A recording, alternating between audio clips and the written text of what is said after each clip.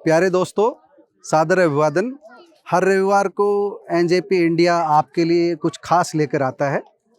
कभी विरासत की बात करते हैं, कभी हम प्रेरक सफ़र एंड इंस्पायरिंग स्टोरी सुनाते हैं, लेकिन हर रविवार आपके लिए खास होता है। आज आपको हम ले चलते हैं हेरिटेज लोको शेड। ये देश का एकमात्र ऐसा हेरिटेज लोको शेड है जहाँ म्यूजियम भी है और रेल का पूरा इतिहास यहाँ पर आपको देखने को मिलेगा। मेरे साथ इस हेरिटेज लोको शेड की जानकारी देने के लिए मेरे साथ मौजूद हैं श्री श्याम बिहारी जी। श्याम बिहारी जी कवि भी हैं, साहित्यकार भी हैं और यहाँ फोरमैन रहे हैं। इनको लोको शेड की बारीकी से जानकारी है क्योंकि 2016 से पहले ये यहाँ के इंचार्ज थे। बहुत सारी फिल्मों की शूटिंग इनके कार्यकाल में भी हुई, इनके बाद में भी हुई। लोको शेड में हम अंदर चलते हैं। मेरे साथ हमारी सहयोगी कोमल राव भी है, हमारे साथ हमारे फोटोग्राफर जय किशन भी है और आज आपको लोको शेड की पूरी जानकारी दे रहे हैं। आप हमारे साथ चलिए, लोको शेड की आपको पूरी जानकारी हम देते हैं आपको। गौतम जी, कुछ आप कविता बताना चाह रहे थे, क्या बताना चाह रहे थे जी? कविता चूँकि बहुत बड़ी है मेरी, लेकिन उसकी आखिरी 2 लाइनें आपके सामने मैं पेश करने की कोशिश करता हूँ। मौका पाए आप तो इसे देखने आएंगे यदि आप तो खुश हो करके जाएं, क्योंकि बोनस में सुने गौतम की कविताई, लोको शेड ने रेवाड़ी की किस्मत दिया बढ़ाई। वाह वाह वाह वाह। आइए अब देखते हैं। आपने गौतम जी की कविता सुनी है और पूरा का पूरा आपको आज इसका इतिहास बताते हैं, आपको ये जानकारी देते हैं किस तरह यहाँ पर्यटकों के बैठने के लिए चौपाल बनी हुई है। यहाँ पर शाही सवारी की आप रेलगाड़ी भी देखेंगे, जहाँ पर अंग्रेज़ गवर्नर, अंग्रेज़ वायसराय बोगी में सफ़र करते थे, वो भी देखेंगे। आप जो पूरा देख रहे हैं ये पूरा लोको शेड है। यहाँ पर कैफेटेरिया भी बनाया गया है, म्यूजियम भी बनाया गया है। धीरे धीरे आइए मेरे साथ बढ़ते हैं, आपको आगे लेकर के चलते हैं। एक बात मैं आपको और बता दूं कि आगे हमारी साथी कोमल राव ने विस्तार से हर इंजन के बारे में, यहाँ के सफ़रनामा के बारे में, यहाँ की शाही सवारी के बारे में बात की है। आप कोमल राव और गौतम इलाहाबादी की गौतम इलाहाबादी कहें या श्याम बिहारी, दोनों की बातचीत भी सुनेंगे। आपकी सारी जानकारी आपको मिलेगी और मैं भी अभी आपको और विस्तार से बताता चल रहा हूँ। दोस्तों, अब आप अपनी स्क्रीन पर हेरिटेज लोको शेड का नज़ारा देखते चलिए और मुझे सुनते रहिए। पहले हेरिटेज का थोड़े विस्तार के साथ इतिहास और इसके बाद सीधे कोमल राव की पूर्व loco shed incharge Shyam Bihari से हुई बातचीत। आप इस बातचीत में सुनेंगे कि किस तरह 15 अगस्त 1947 को आज़ादी के दिन अमेरिका सरकार ने पहला भाप इंजन भारत सरकार को तोहफे में दिया था। इसी इंजन का बाद में आज़ाद नाम रखा गया। आज हम भले ही बिजली व डीजल के ताकतवर इंजन देख रहे हैं, लेकिन 60-70 के दशक में तो भाप के इंजन ही भारतीय रेल की रीढ़ थे। रेवाड़ी स्थित हेरिटेज स्टीम लोको शेड में इस समय 14 भाप इंजन मौजूद हैं। आप अपनी स्क्रीन पर जो इंजन देख रहे हैं वह कुछ दिन पहले ही यहाँ पहुँचा है। यहाँ के स्टीम इंजनों के सहारे फिल्म निर्माताओं ने यहाँ पहुँचकर भाग मिल्खा भाग और सुल्तान जैसी कई नामी फिल्मों की शूटिंग भी की है। आप अपनी स्क्रीन पर इन फिल्मों के नाम देख सकते हैं। रेवाड़ी के लोग वह दृश्य अभी भूले नहीं हैं जब सुल्तान फिल्म की शूटिंग के दौरान सलमान खान ने अकबर नामक भाप इंजन के साथ दौड़ लगाई थी। दोस्तों, आप अपनी स्क्रीन पर जो सुंदर और छोटा सा भाप इंजन देख रहे हैं वह सुप्रसिद्ध फेयरी क्वीन ट्रेन को खींचता रहा है। आगे आप इसके बारे में सुनेंगे। पैलेसान व्हील ट्रेन को खींचने वाला भाप इंजन भी आपको देखने को मिलेगा। हम आपको एक रोचक बात यह भी बता दें कि जिस इंजन पर आप अब आज़ाद नाम लिखा देख रहे हैं उसका पुराना नाम शहनशाह था। बाद में इसे 15 अगस्त 1947 को मिले तोहफे से जोड़कर आज़ाद नाम दे दिया गया। आज़ादी के दिन मिले इस ब्रॉड गेज के तोहफे को पहले 1993 में दिल्ली स्थित नेशनल रेल म्यूजियम में रखा गया था। बाद में इसे रेवाड़ी लाया गया। दोस्तों, हेरिटेज लोको शेड का भ्रमण कराते हुए मैं थोड़ा सा भाप इंजन के इतिहास के बारे में भी बताना चाहूँगा। सबसे पहले फादर ऑफ रेलवे कहलाने वाले ब्रिटेन के सिविल एवं मैकेनिकल इंजीनियर जॉर्ज स्टीफेंसन ने वर्ष 1814 में भाप इंजन बनाया था, लेकिन यह ट्रेन खींचने में सक्षम नहीं था। बाद में 1824 में रिचर्ड ट्रेवेथिक रे ने जो इंजन बनाया वह शक्तिशाली था। इसे ही पहला आधिकारिक इंजन माना जाता है। रिचर्ड के बनाए इंजन को ही पहला आधिकारिक इंजन माना जाता है। बाद में 27 सितंबर 1825 को भाप इंजन की सहायता से 38 डिब्बों की ऐसी रेल को खींचा गया जिसमें लगभग 600 यात्री सवार थे। ये रेलगाड़ी लंदन के डार्लिंगटन से स्टॉकटोन तक 14 मील प्रति घंटे की रफ्तार से दौड़ी थी। भारत में चेन्नई के सिविल इंजीनियर A.P. कॉटन के अहम योगदान से 1850 में मुंबई से ठाणे के बीच रेल लाइन बिछाई गई। एशिया महाद्वीप में इसी पटरी पर सबसे पहले भारत में 16 अप्रैल 1853 को मुंबई के बोरीबंदर से ठाणे तक रेल चलाई गई। बाद में इसमें उत्तरोत्तर सुधार होता गया। आप अपनी स्क्रीन पर उस जमाने के अंग्रेज अधिकारियों के लिए विशेष रूप से डिजाइन किए सुसज्जित कोच भी देख सकते हैं जो आज लोको शेड में पटरी पर विश्राम कर रहे हैं, लेकिन इनके अंदर का नज़ारा देखने लायक है। भारत में सबसे पहले चितरंजन में रेल बनाने का काम शुरू हुआ। भारत में आखिरी भाप इंजन 1970 में बना था जिसका नाम था अंतिम सितारा। आप रेवाड़ी के म्यूजियम में हमारे साथ अंतिम सितारा के दर्शन कर सकते हैं, इसका लुक देख सकते हैं। रेवाड़ी लोको शेड उन पर्यटकों के लिए वीकेंड का बेहतरीन ठिकाना है जो शनिवार या रविवार को दिल्ली NCR में किसी खास जगह परिवार के साथ बिताना चाहते हैं। यहाँ टिकट दर बेहद सामान्य है, आपकी पहुँच में है। सोमवार को छुट्टी रहती है। आप बच्चों के साथ यहाँ आइए, परिवार के साथ यहाँ आइए, आपको बहुत अच्छा लगेगा।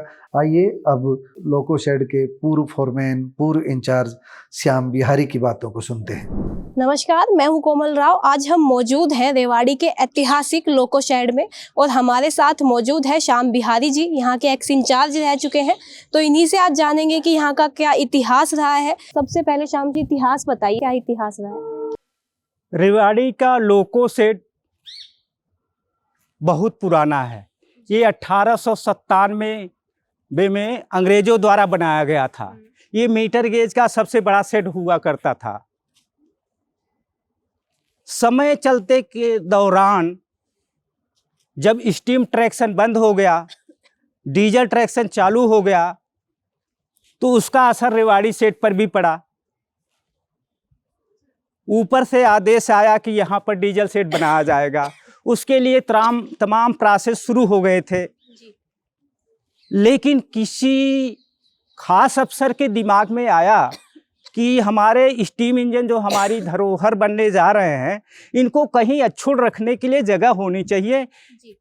चूँकि रेवाड़ी दिल्ली के भी पास है, जयपुर के भी पास है, इसलिए उन्होंने इस जगह को सिलेक्ट किया कि यहाँ पर एक हेरिटेज शेड रखा जाएगा, बनाया जाएगा, जिसमें मीटर गेज और ब्रॉड गेज के भी इंजन रखे जाएंगे। तो इसलिए जब इसका स्टीम ट्रैक्शन बंद हुआ 95 में, जब नरसिंह राव जी प्रधानमंत्री थे तब बंद हुआ था, तो इस इंजन को भी बंद कर दिया गया। फिर भी 2 इंजन जो है पहले सानभील के लिए, जो फार्नस के लिए चलाते थे पटेल नगर से रेवाड़ी तक के लिए, उसके लिए 2 छोटी लाइन के इंजन रखे हुए थे।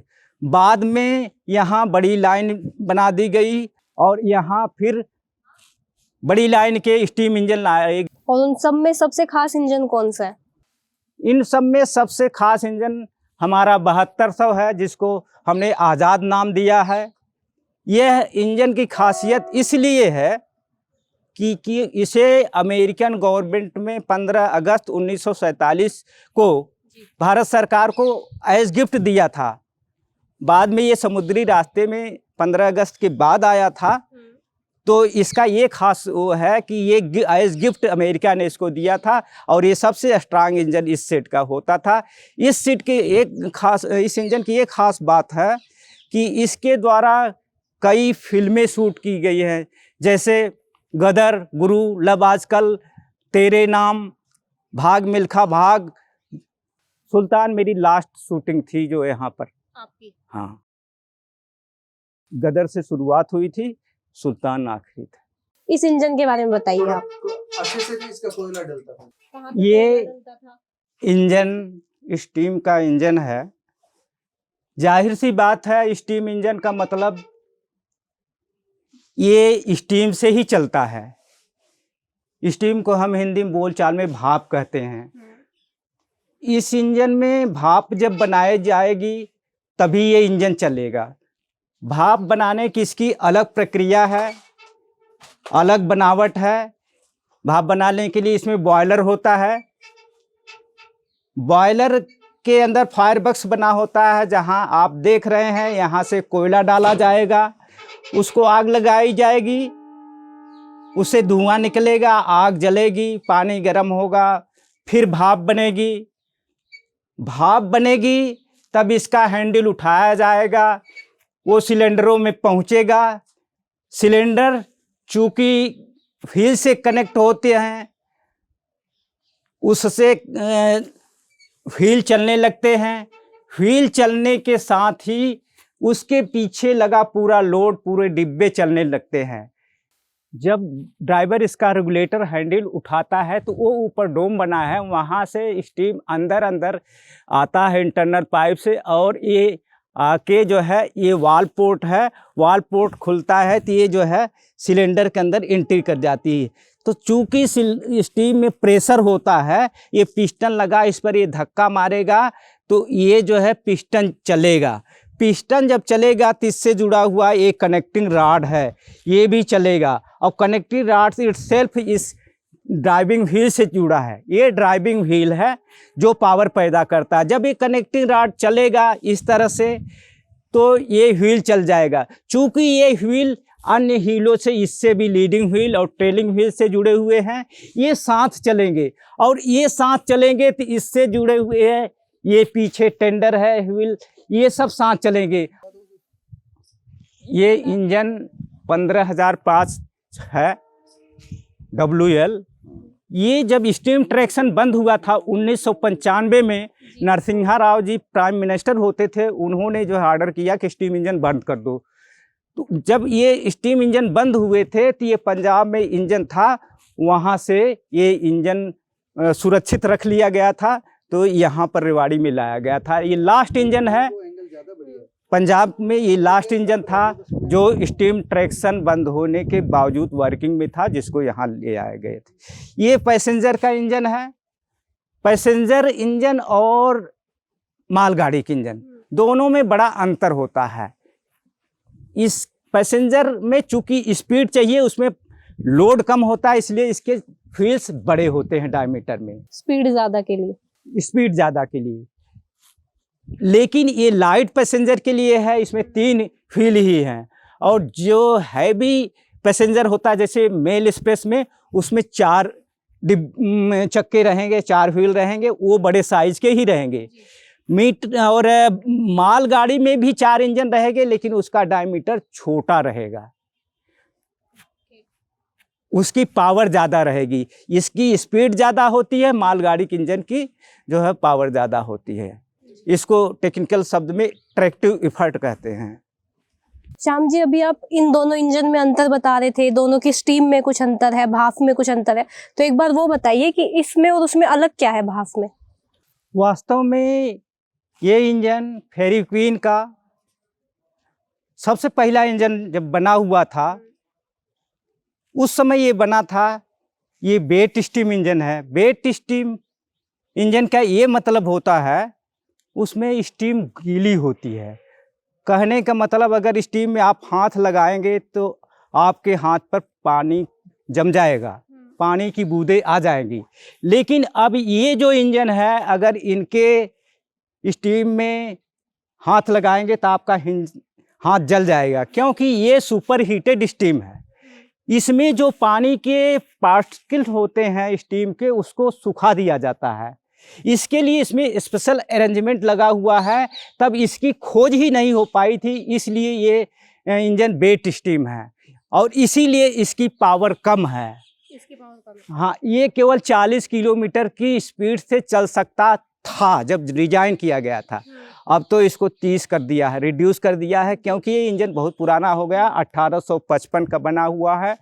और मज़े की बात है, इसमें एक ही व्हील है, उसमें 4-4 व्हील है। ये एक ही व्हील है जो ड्राइविंग का काम करता है। स्टीम आई यहाँ पिस्टन में, इसको जो है इसने जो है पुश किया, ये आया, ये कनेक्टेड रॉड है, इससे ये चलेगा, तो इससे ये जो छोटे छोटे व्हील है वो चलने लगेंगे, इसके पीछे लोड होगा वो चलने लगेगा। तो इसलिए इसकी कैपेसिटी बहुत लिमिटेड है। 40 किलोमीटर की स्पीड से डिज़ाइन किया गया था, लेकिन आजकल इसको 30 किलोमीटर की स्पीड से ही चलाया जाता है। दोस्तों, आपने रेलवे का पूरा इतिहास देख लिया है। अब चलते चलते वह शाही बोगी भी ज़रूर देख लीजिए, जिसमें किसी ज़माने में अंग्रेज अधिकारी सफ़र करते थे, विश्राम करते थे या लंच अथवा डिनर लेते थे। दोस्तों, समापन की ओर बढ़ने से पहले महेश कुमार वैद्य का सादर अभिवादन स्वीकार करें। हम आपको शाही कोच के बारे में बता रहे थे। अंग्रेज़ों के ज़माने की इस शाही सवारी की शान निराली थी। अंग्रेज़ अधिकारियों के विश्राम के लिए बेड भी इसी कोच में होते थे, लेकिन आधुनिक ज़माना भी अतीत के ज़माने से कुछ कम नहीं है।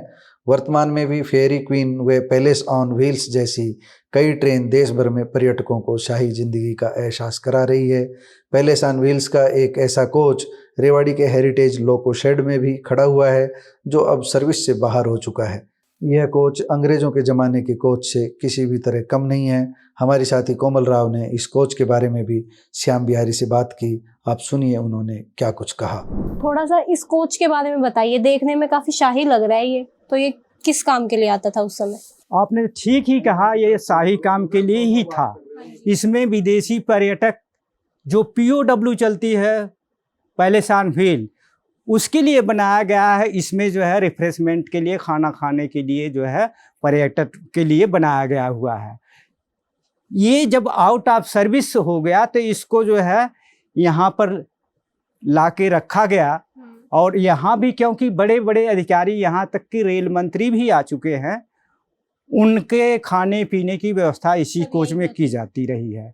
आप यहाँ देखिए जो है उनके लिए जो है बाकायदे जो है सोफे वगैरह का भी अरेंजमेंट है। पूरा AC का इसमें सिस्टम है और इसमें जो है एक अलग ही अनुभव होता है बैठकर। आपको हमारी संडे स्पेशल की ये रिपोर्ट कैसी लगी बताइएगा ज़रूर। धन्यवाद।